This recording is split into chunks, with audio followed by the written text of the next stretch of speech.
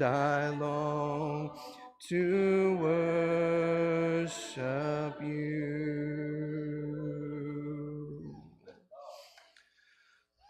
Woo, that's the wrong way. We got to get this night moving forward, not backwards. Time travel is a different. Oh, never mind. All right. So, what are you guys going to go learn about? The Ark of the Covenant. We're never going to find this thing. No. You can do better. What are you going to go learn about? The Ark of the Covenant. Okay. All right. Nursery.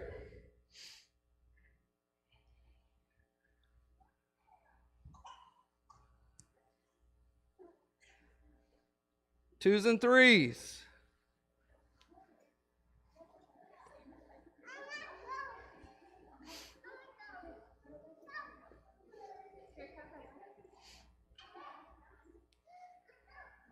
That class is full too. Man. K4 and 5.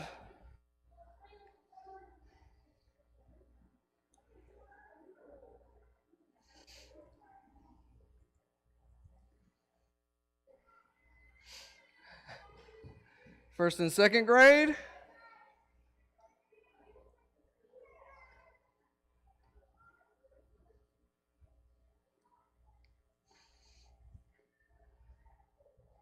That's a big class. Third through fifth.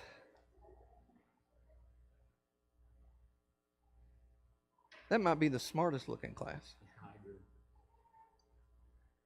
Not you. And the teens. We have high hopes for you. Don't disappoint us.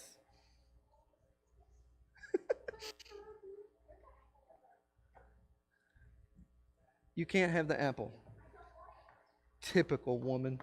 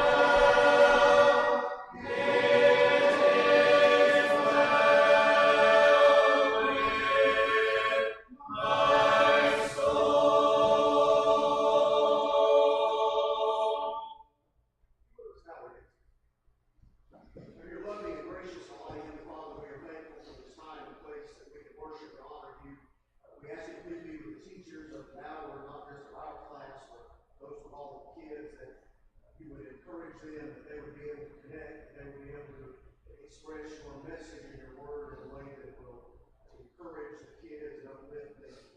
We thank you so much for Jesus. We thank you so much for the grace and the hope and the peace that we have for you. In Jesus' name we pray. Amen.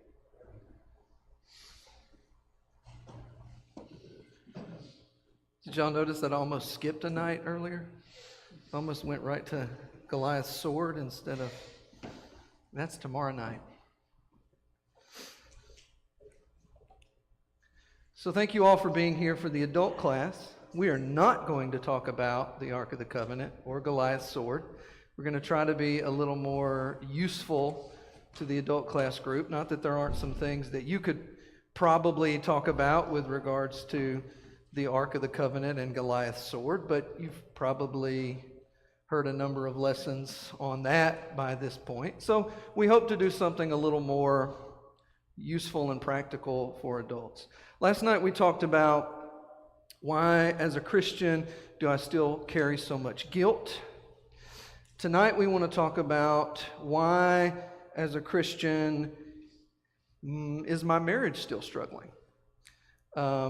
Again, kind of the whole idea was we were talking about, I don't know, just expectations that we as Christians sometimes have, and yet we still struggle with different things in this world. And I don't know where we got some of those expectations. Sometimes we just want to, we want to, and rightly so, we want to portray to the world that there are benefits to being a Christian, but there are still struggles. And so we want to be real about some of those struggles.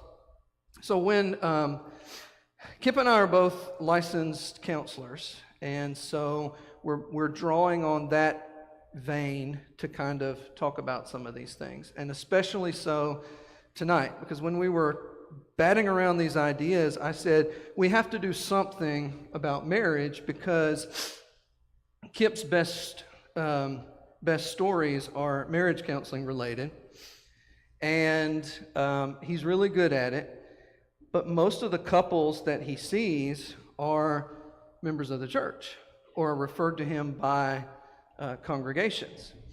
And so the thought was, well, you're seeing a lot of Christian couples that are struggling. So what are they struggling with, and why as Christians are they still struggling? And so I asked you what we should talk about in that vein, and there was a one-word answer primarily. Connection. And so two things come to mind. One is, why in the whole list of everything that we could come up with that are problems in marriage does your mind immediately go to connection? And then number two, why do Christians struggle with connection in marriage? We were talking about truly what Christians face. If you remember, a couple of years ago, we were talking about some of these things. And am I not hot? What's going on? You just keep talking. Where is it? It's in my pocket. Pull it out. Let me see it. Keep talking. Okay. We were looking at some of those things and how that couple would be separated. One of the main things that I deal with, there I am. One of the main things that I deal with is how that people that are members of the church, they come in and they've grown apart. They have lost the connection because time has gone by. In years gone by, we were taught it was the 7-year itch. We've heard that all of my adult life, especially when we were talking about marriage, when Tracy and I were talking about it. And then it became the 11-year itch for some unknown reason. And now it's become the 4-year itch. And so it's going the wrong direction. And so one of the biggest things that I deal with my clients, as you know, is how are we connected? And so a couple of years ago, we were talking about things we were making light, and so we did that. Hopefully, you've seen that. But this time, we're not going to talk about kinky toes. We're going to talk about things. Talk about that- what? We're not going to talk about kinky toes. You mean the sexual stuff? Yeah, We've talked about that before. yeah, we've done that. But isn't it the case though that most couples wait to actually see somebody when the connection issue impedes upon their sex life? Okay. We've talked about this before, and I don't know if you guys have thought about this. Most of the time, when couples come to see me, that's the first issue. Some folks say, why is that the first issue? We're Christians. The answer is very, very simple. Everything that's going wrong in the marriage is going to be reflected in the bedroom. That's where it comes out. That's where things show up. During the day, we're all so busy. We have so many chores to do. We have so many, the kids we're taking care of, on and on and on. But in the bedroom, that's when it's one-on-one, and that's when all of these things come out. So what I hear in that is that connection is what's happening that is sort of leading up to Okay. what we might automatically think about as connection, but there's all this other connection that has to occur Okay. for a healthy relationship than even sexually. All right, let's list them. We can list them very quickly. Well, No. but before you do that, Okay. it also makes me think about the way men and women think differently about connection. Nah. Yeah. So, and I wonder how much of this you've seen and how much of this is a part of this, but like a man can be sitting in his recliner in the evening, watching TV, reading a book, whatever it is he likes to do, and his wife is in the room with him. Sure. They're not talking, they're not engaging, they're not doing anything other than being present in the same room. Enjoying Magnum PI. And he can interpret that as connection. They're together. They're together.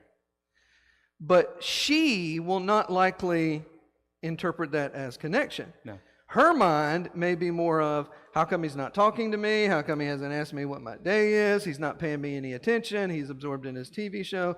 But he feels like he's connected to her because they're in the same room, and she feels disconnected. And he's thinking about what kind of gun he wants to buy. But So- she thinks he's thinking about some other woman.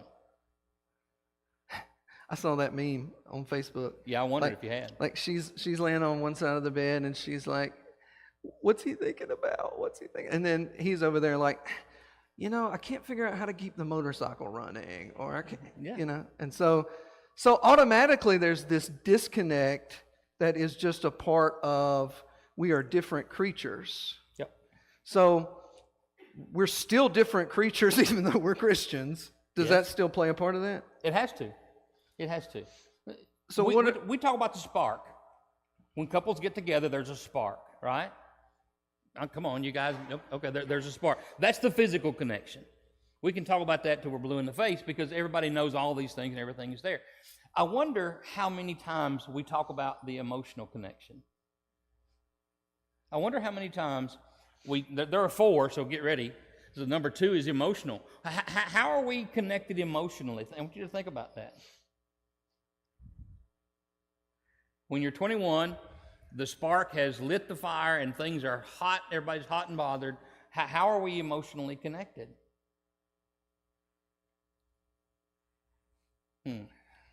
I don't do well with emotions. So I didn't know this was truth. So, okay. So when you think about emotional connection, are we on the same path in our lives together as to how we are processing and how that we are interpreting what we feel? So the first one in your list is physical Because connection. everybody thinks about the spark. But that's also not just sexual, right? Oh, right, That's, yeah, exactly. That's holding hands. That's Yes. that's just everything involved in Contact. the physical. Skin to skin contact. Even how nice she smells, Yes, or yes, yes. that Well, kind of thing. the number one thing that guys need to know if you want to attract your wife is be clean. The women are nodding, guys. I mean, they're nodding. Yeah, get a nice body wash. You're a step ahead. But then the second category, and these are these ordered in a okay. So the second is emotional, and that has to do with how we feel about each other and how we make each other feel. Many times, how we see the world, what our emotional connection is to our day-to-day processes. Are we on the same page? Are we walking step in step? So not feeling the same thing, but attuned and responsive to each Correct. other's emotional Aware. states. Definitely aware. Aware and responsive. Okay. So I know she's mad, so I know to keep my mouth shut, or this kind of stuff. Aware of what's going on in their day, and being aware of the emotions that they're feeling in reaction. You can't just know what they did. You can't just know that she made an error on some report and she had to go back and rewrite this report. You have to know that she felt embarrassed and she felt anger and all those, the whole gamut, and be in touch with her feeling. All right, so we're just at category number 1, and we're only at point number 2, and already you're telling me that marriage is difficult. Yes. Okay, what's number 3? Number 3 is intellectually. Are we in tune intellectually? When you think about that, if you think about intellectual, how do we see that? Do we want to measure IQs before we get married? Is that what we're talking about? Absolutely not. Absolutely not. But our intellectual connection, can we connect on an intellectual path where we can have conversations every night? Where we can have conversations and we talk about things in the same way? Is that difficult? Come on, guys. Is that difficult? Sure. It's always. And as you think about this intellectual connection, can we be thinking about one thing and our spouse be thinking about another? Can our spouse be worried about this part of the world and us being worried about what we're going to have for dessert? You see? That's a silly illustration, but you see what I'm saying. You see the point that I'm making. Well, and I've already been a little personal, so I'll be a little personal again. Go ahead. Like, it is often the case that I come home and my wife, being a wonderful wife that she is, how was your day? What happened? But I'm so done that I don't want to talk about it. You know? And so, and yet she's trying to be attuned to my emotions, and I'm struggling to respond to her bid in the intellectual conversation piece, because I'm just done with it, you know? And that's when the fourth part comes in. We have the physical spark. We know our person. We have the emotional connection. We know what's going on in the world.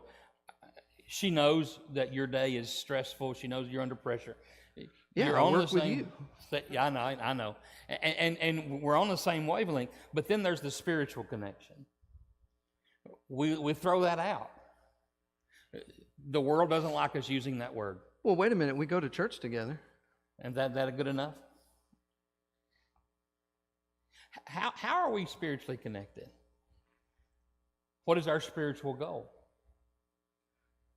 What are we doing? When we see that we are connected spiritually to make it to the same place, all of a sudden your day matters to her, because if you're stressed, you may be tempted, you may be weak, and she wants to be there to pick you up. Yeah, but as a Christian couple, don't we just sort of take that for granted sometimes? I think we do. Like we're Christians, so obviously we have the same spiritual goals, and so we don't even have to. That's a given. So let's focus on these other things. So the ratio is every word that is unspoken is a week of connection that needs to be remade. Now you think about that. You think about one word. Okay? We've talked about destruction before, of how that words can hurt. And we talk about how that we use a horrible example of Hitler and what he did. For every public word that he spoke, he killed 100 people. So you think about in a marriage, one word unspoken, maybe that's a bit much, but 1 week that you have to work to make that connection. So why are we leaving words unspoken? But can we not do more damage speaking words?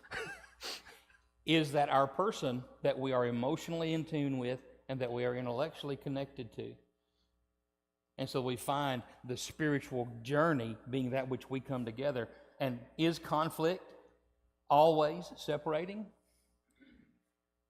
Can we ask for a show of hands before we answer that question?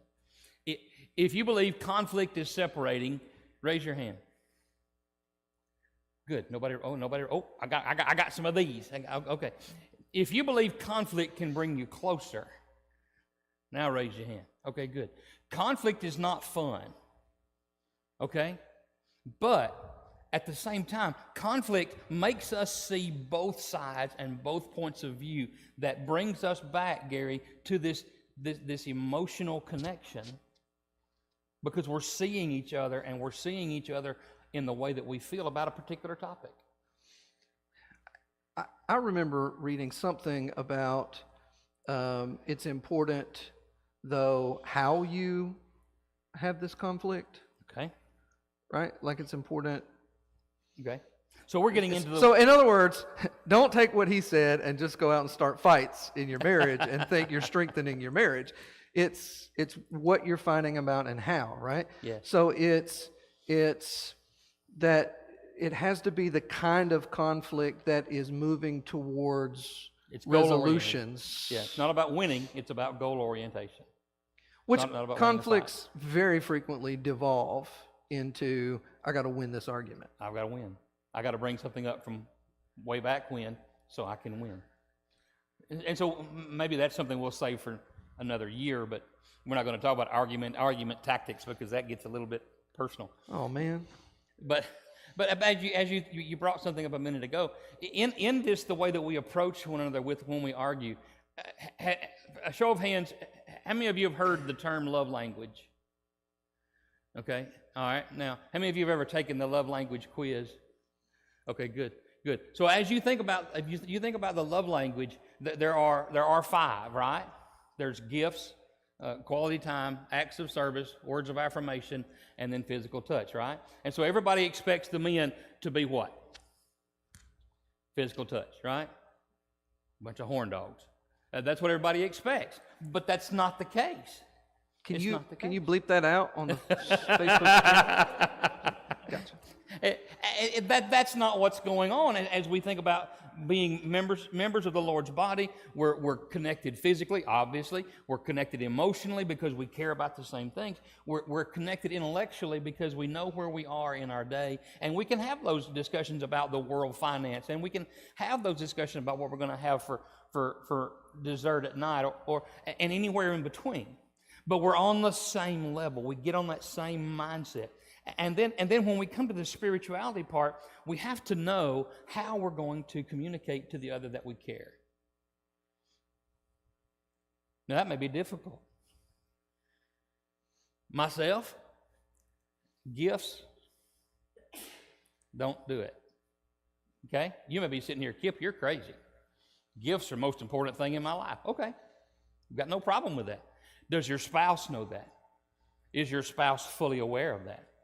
Acts of service, and all this love language. Now, there's a lot to this. Okay, don't think this is simple. This is quite complicated, but it's a wonderful place to start, and that's why it's so popular. If you'll have those discussions, because that's when we get to this connection again. You got to be honest with yourself, though. That's true. Too, yes. Before you can have any kind of conversation with somebody else about what you actually appreciate and what actually connects with you. And the beauty about this part, and I'm not going to dwell on this one, this will be another one for another time by itself, but the beauty about this part is when we have someone that we're connected to emotionally and intellectually, and we start throwing bogus statements out there, who better to call your hand than your spouse? right? Who better? None. Because this is the person you chose.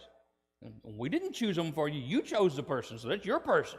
And that person chose you, so they can deal with you. And that's the way it works, because there's this conflict, and that we call one another out, and we make one another see the reality of what does make you feel, I love you.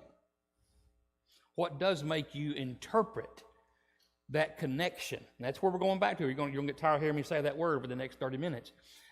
But that's what makes that connection real. So none of that sounds particularly easy, but it also doesn't sound like this major one obstacle of a problem to deal with. And so what you're implying is that if that big major obstacle arises, and I apologize, but like the immediate, this extreme example is an affair, Okay? right? But if that kind of big problem arises, what you're saying is a string of simpler things or more foundational things that went wrong. If you've been married 20 years, 30 years, 40 years, and an affair happens and you come to me, I'm going to break all of that down, and I'm going to shove all that to the side of the desk, and we're going to go back to the very first moment you had the spark, and we're going to understand how you connected from the first moment. Sometimes people want us to go back to the first date, and they don't like me very much when I say that don't count. I want the first moment, when you asked her out, when you first saw him across the baseball field, whatever. That's the moment, and from there we go. So yes, it does go back to the foundational matters. So these are things I should probably pay attention to right now when there aren't issues. Long before infidelity occurs. Okay. It also sounds like some of what you're describing When he starts with could I be get scared. could be encapsulated, though, in this biblical idea when marriage first shows up and when Jesus reaffirms it, right? With Yes. this idea in Matthew 9, 5 and 6 about one flesh. And so I've used that verse. Let's see, there was one lesson here even was on, not at VBS, but on one of our summer series, was on human sexuality. Okay. And I got that one because nobody else wanted to say those words, Sure. which is fine. Especially in a church building. I'm comfortable with it. Yes.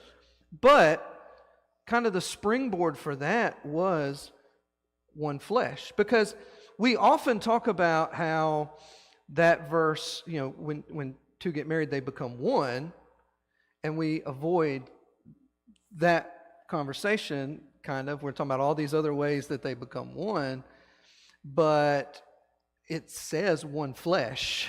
It does. Right? It says one flesh. But what you're saying in this description is that those aren't separate conversations. They're the same. They're part of the same conglomerate, yes.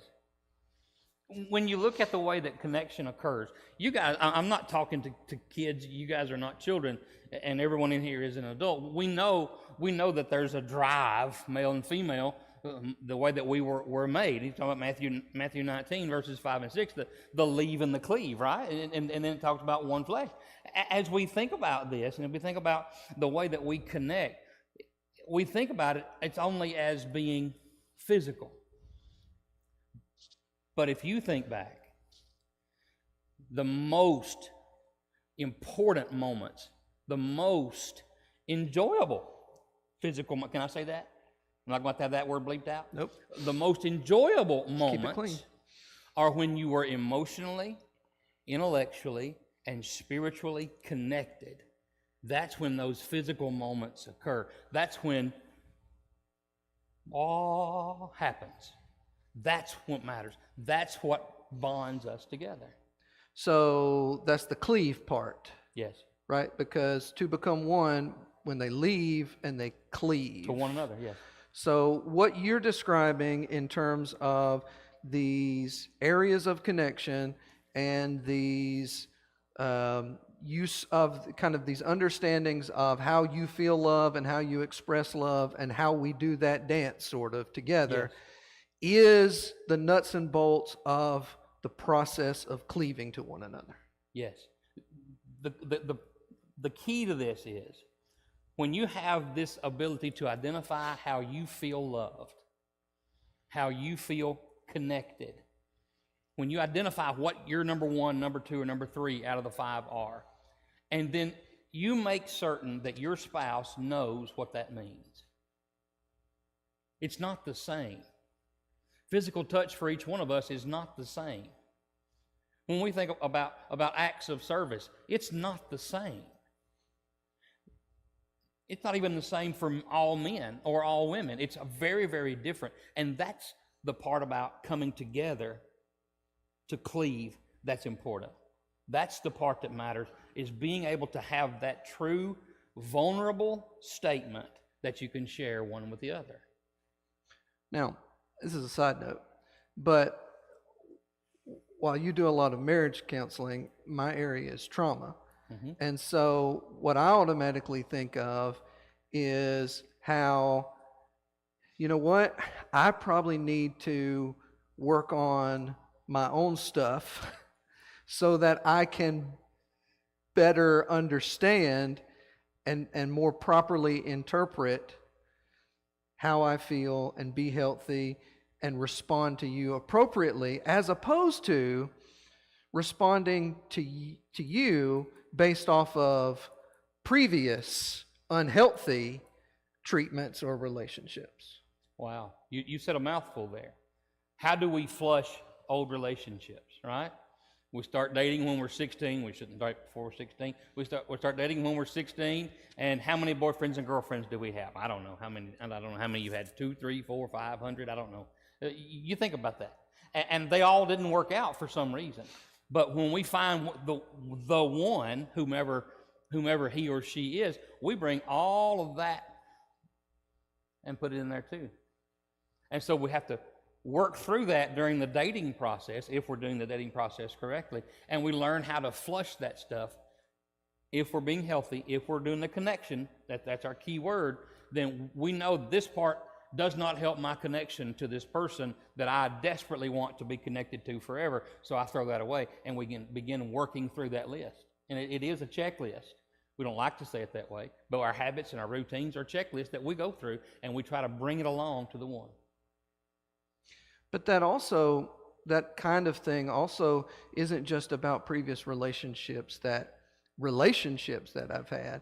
It's also about my experience in childhood, the family that I grew up in, and the way that I saw my parents connect or disconnect or not connect, right? How you define home. And even then, for us as Christians in the church, we had Christian couples that we sort of looked up to and Sure. learned from.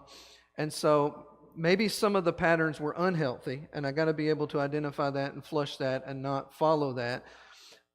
But even some of the ones that were healthy, I can't necessarily assume that I just do what that couple did and it'll work for us, because we're also different than that couple. Right? Yes. So can I bring another word besides connection? Sure. Expectations. What are our expectations? And yes, I'm talking about who's going to take out the trash, who's going to carry in the groceries, right? And we could go on and on and on, right? What are the expectations? I see y'all back there smiling. Who's going to do what? But when we get down into the marriage discussion with the intimate reveal, the intimate vulnerability of how we feel loved and why we feel loved, and remaining in this really deep, really strong connection, those expectations boil down to chores, yes. But here's the catch. What happens, can I use chores for a minute? What happens when we don't do our chores? What happens when you don't make the bed, you don't take out the trash, you don't vacuum the floor where you dropped whatever you dropped and you made a mess and you left it there, you don't pick up your socks on the floor? I don't have chores. I'm a grown man. And that's exactly the discussion that's had, and that's the problem with us Southern men. We think we don't have chores. We mow the grass. That's a manly thing. That's good enough. I prefer the word responsibilities. Oh, we're going to talk about responsibility. But when the chores break down, I wonder My kids have chores. I have responsibilities. How do we think our spouse sees that? All right, men, you ready? I'm going to hit you right upside the head with this. When you don't do your chores, it's not about the grass or the garbage. Your spouse is going to immediately think, my efforts are not appreciated. What y'all smiling about? That's what they think. My efforts, what I do is not good enough. I hate that phrase. It comes in the door every time a couple comes to see me. Every single time. Why? Because we've allowed our responsibilities to fall. We've allowed ourselves to become misdirected because we've not communicated. I know you knew that word was going to come up too, right? So we haven't communicated, and so all of a sudden everything is misdirected. And when we get misdirected communication, here comes our favorite word. We're losing connection.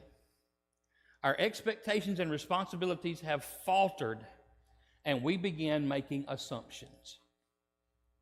Do we have to go down that road?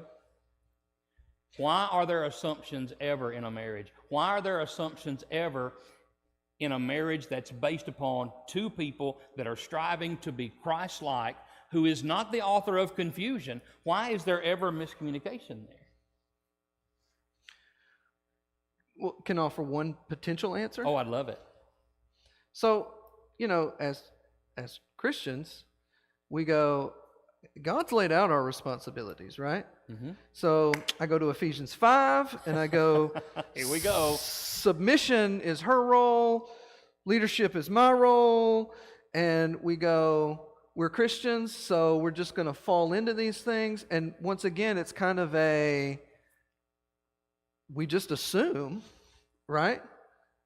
Yes. But that's broad, right? And so what you're saying is that there's a breakdown when we don't ongoingly communicate in all four of those levels about those roles. Yes. And how we do them daily. Every day, yes. Do things change? When kids grow up, do things change? I'm getting some nods. Things change, right? So we make assumptions and we get on autopilot and we assume some negative things, and then the cognitive bias sets in where we start looking for everything that reaffirms the fact that you don't appreciate me, and this becomes a hammer that we're beating each other over the head with. Instead of being the guide for our life, the guide for our eternity, it becomes a hammer that we're hitting one another with. Do I have time for the audience? He's on me about time, okay? Yeah, I want to do it. Here we go. Do it. If your spouse is here with you, I want you to do something for me. I want you to close your eyes, okay? This is some of that counseling hooey.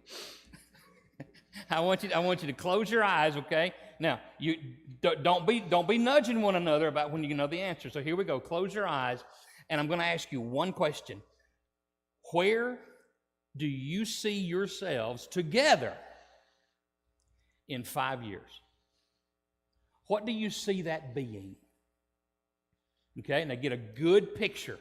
Get a good picture in your mind. I want to know how many trees are in the front yard you've got to mow around. I want to know what color the house is, whether it's brick or siding. I want to know if you've got acreage. I want to know if you've got a fence. I want to know what it's made of. And then I want you to open your eyes and look at your spouse. Did they see the same thing you did? Don't answer that. Have that discussion in the car on the way home. Ooh, yeah, that's right. Better say these two over here. You got to watch them. They're going to get after it over here. It's a very, very simple exercise. But when you use that exercise, you're going to find things to talk about beyond that little image that I gave you there for 10 seconds. You're going to talk about things at such a grassroots level that we go back to this connection. We forget about the trash and the vacuum and the dusting and all those other things.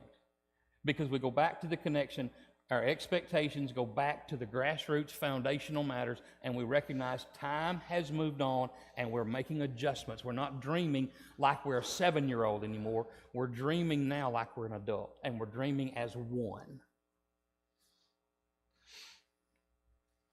All right, so I want to ask you about something because we only have about 6 minutes left. Okay, all right. Okay. Okay. Obviously, kind of the pinnacle of what can go wrong when we disconnect is an affair. Infidelity. Right?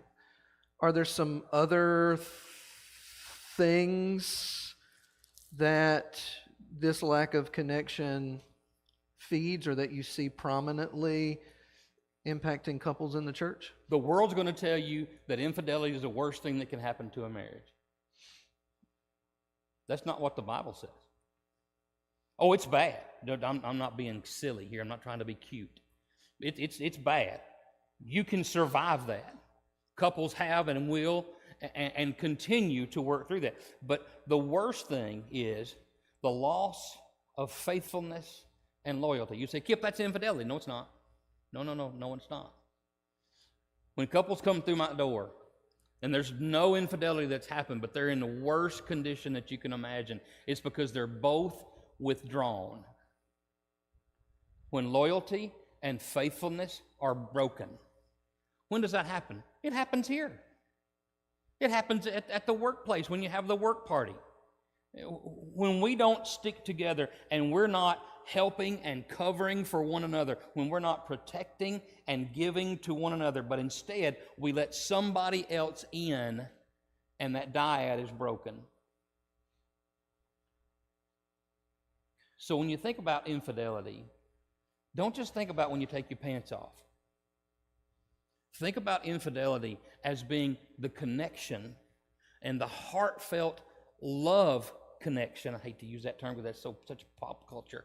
But when you have that heartfelt love connection that is challenged to the point that it's weakened and you withdraw, then we have one syndrome. You guys, if you're around me long, you'll hear me talking about this. When couples come, are they upright? Are they stiff as a board? Or are they leaning in or leaning out? Most of the time, they're both not doing the same, unless loyalty, trust, and faithfulness have been broken, and then they're leaning out. You say, Kip, when a man and a woman come to you and they've been married for 15 years, pull a number out of the sky, and they come to you, why would they be leaning out? Because they're so scared. They're so afraid. Because they've been vulnerable with this person for how many years? I say 15. They've been vulnerable with this person for 15 years. And they're not going to be vulnerable anymore. Or what about the one that's leaning in and the one that's leaning out? You have one that is wanting to take on the position of the manipulation, and one that's wanting to chase, and one that's wanting to do whatever it takes to make this one here want to come back. Does that answer your question? Yeah, but I have another one. Oh boy. Well, I want to.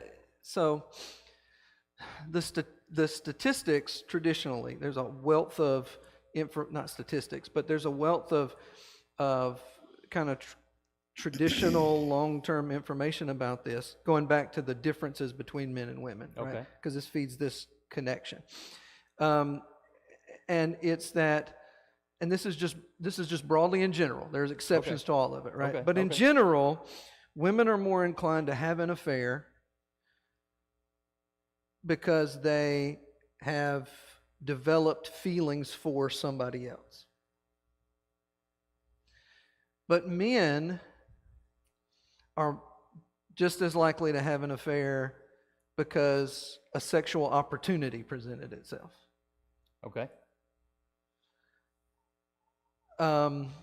does that hold true? Is that No. well, there's this heap of information that suggests that. So How old is that information? it's just been accruing. Over decades, right? Mm-hmm. The trend, what I see now coming in my office, is a complete flip-flop. The men are feeling empty and weak and alone, and so they find that emotional connection because they have this other that now we if I said the term silver-tongued devil, you automatically think I'm talking about a man. That's flopped. That has changed. Couples come into my office now. Remember, 95% of them are members of the church. If there's infidelity involved, the vast number is now women that have stepped out because they had an opportunity for validation. When the man steps out, is because the man has found someone that wants to be in touch with him emotionally and go somewhere with him in life. Not go for a trip to Hawaii, but go with him in life. So it's opposite of what we always have thought. Well, can I get myself in trouble? Because Go right ahead. there's right at the end, right? Yeah, you got 2 minutes. I think we as a society did that to ourselves.